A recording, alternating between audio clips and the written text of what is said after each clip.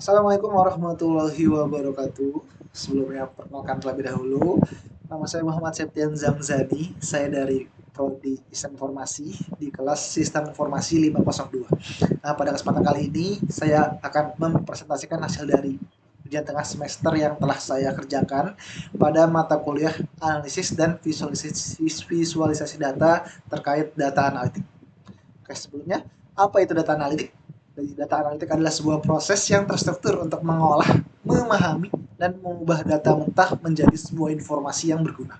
Nah, analisis data ini menjadi salah satu aspek penting dalam dunia bisnis. Kenapa? Karena dengan kita menganalisis sebuah data, itu nanti akan dapat menjawab tantangan-tantangan bisnis ya, atau meningkatkan kinerja bisnis yang kita miliki. Lalu bagaimana tren data analis di Indonesia? Nah, data analitik di Indonesia ini cukup mengalami pertumbuhan yang cukup jelas. Bahkan pada menurut laporan International Data Corporation itu pasar data analitik itu tumbuh sebesar 14,7% per tahun paruh pertama tahun 2022. Nah, ini melampaui pertumbuhan pada tahun kedua 2021 ya, pada paruh kedua tahun 2021 yang hanya menyentuh angka 12,5%. Menunjukkan apa? Menunjukkan bahwa perusahaan-perusahaan di Indonesia ini sudah mulai menyadari pentingnya data untuk meningkatkan pengambilan keputusan dalam bisnisnya.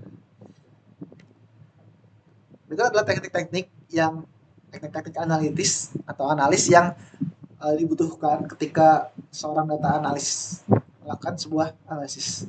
Yang pertama ada deskriptif analis. Jadi deskriptif analis itu merupakan analisis yang digunakan untuk memahami apa yang telah terjadi sebelumnya. Nah, analisis ini meringkas data historis seperti laporan penjualan bulanan atau rata-rata jumlah pelanggan atau memberikan gambaran umum mengenai pola atau tren yang terjadi.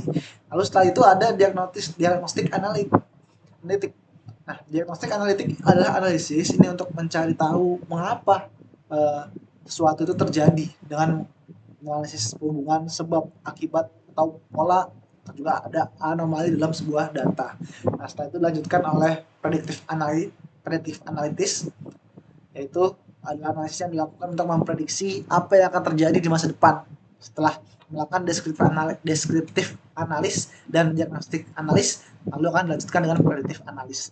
Nah, ini bisa dilakukan untuk memanfaatkan sebuah data historis atau menggunakan algoritma machine learning dan model statistik untuk memberikan wawasan tentang hal yang mungkin akan terjadi.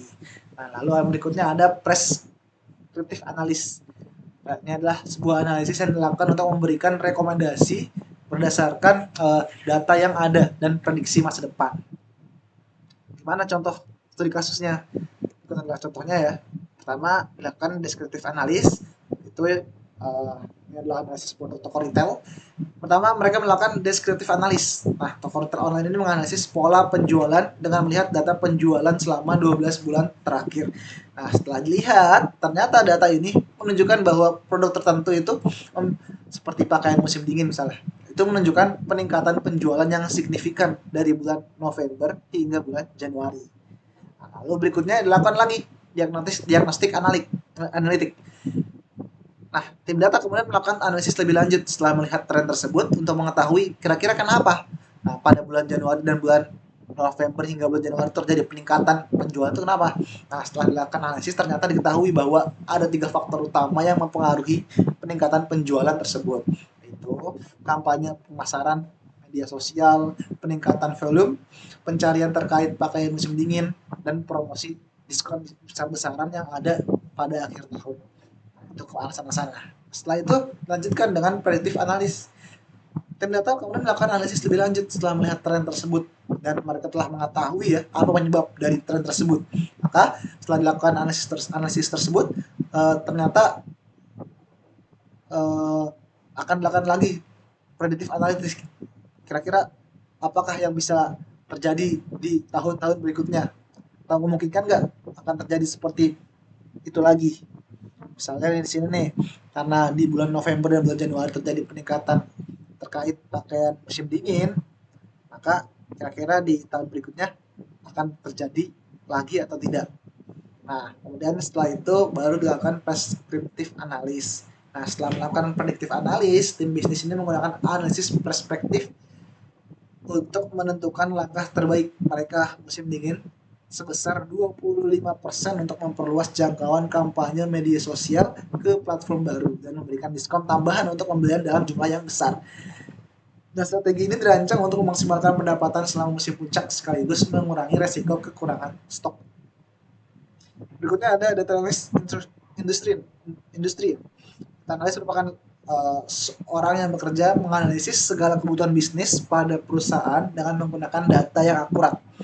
Nah, dalam kesehariannya, seorang data analis akan dihadapkan untuk mencari solusi dari setiap permasalahan yang dimiliki perusahaan dan memberikan rekomendasi yang bisa mereka lakukan.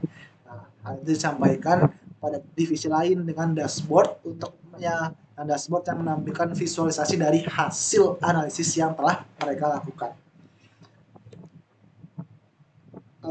Ini adalah skill-skill yang dibutuhkan oleh seorang data analis ya. Ini skill soft skill yang harus mereka miliki. Pertama ada problem solving tentunya karena mereka akan dihadapkan oleh masalah-masalah bisnis yang mereka miliki, dan mereka juga harus mempunyai kemampuan untuk berpikir kritis ya, karena untuk dapat menyelesaikan masalah yang mereka hadapi. Lalu ada data interpretation, ada public speaking, analytical thinking. Kenapa skill-skill yang dibutuhkan? Karena sekarang data analis yang hebat tentunya mempunyai itu kemampuan untuk problem solving, critical thinking, apalagi public speaking ya, karena mereka nanti akan dituntut untuk menyampaikan hasil dari analisis mereka kepada divisi lain dan seterusnya. Kemudian tidak hanya soft skill yang dibutuhkan, tapi mereka juga membutuhkan technical skill. Seorang data analis membutuhkan pertama mereka harus menguasai bahasa-bahasa pemrograman seperti SQL dan Python. Lalu juga mereka juga membutuhkan tools untuk visualisasi data mereka seperti Power BI, atau bisa juga Microsoft Excel ya, atau kalau zaman sekarang itu spreadsheet yang lebih cukup populer ya. Terus juga mereka juga bagus jika mereka memahami masalah artificial intelligence, karena itu akan sangat digunakan sekali untuk kedepannya. Nah, ini juga data visualization atau reporting ya, menggunakan Power BI atau Tableau dan lain sebagainya.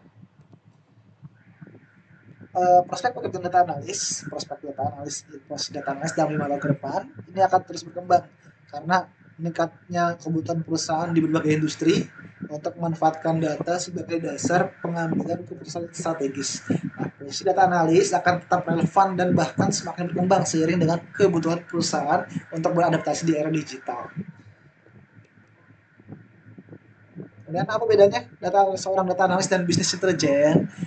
Dua hal ini merupakan hal yang hampir sama, tapi ternyata sebenarnya berbeda ya. Data analis ini lebih mendalami data untuk mencari pola dari data tersebut atau alasan dibalik tren tertentu, dan bahkan mereka dapat memprediksi apa yang akan terjadi di masa depan. Sedangkan bisnis intelijen ini fokus pada pengumpulan, visualisasi, dan interpretasi data historis untuk membantu memahami apa yang sudah terjadi dalam sebuah bisnisnya.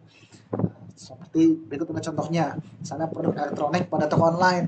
Nah, bisnis intelijen di sini mereka melakukan pemantauan kinerja penjualan produk-produk elektronik. Nah, dashboard BI nanti akan menunjukkan produk smartphone dan laptop adalah dua produk yang paling laris terjual dengan penjualan tertinggi terjadi pada bulan-bulan tertentu. Nah, seperti saat peluncuran produk baru atau saat promo besar-besaran.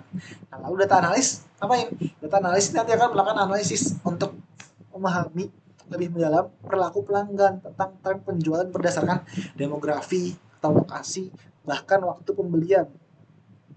Data analis nanti akan membantu tim pemasaran memahami mengapa konsumen di kota besar lebih tertarik pada produk premium, dan membantu mereka mengidentifikasi bahwa iklan online dan influencer media sosial memainkan peran besar dalam keputusan pembelian. Mereka memang jadi bisnis intelijen dan seorang data analis ini memang bekerja di bidang yang sama, tapi apa yang mereka lakukan ini cukup sedikit berbeda. Oke, itu saja. Terima kasih semuanya. Mungkin itu saja yang bisa saya sampaikan pada kesempatan kali ini.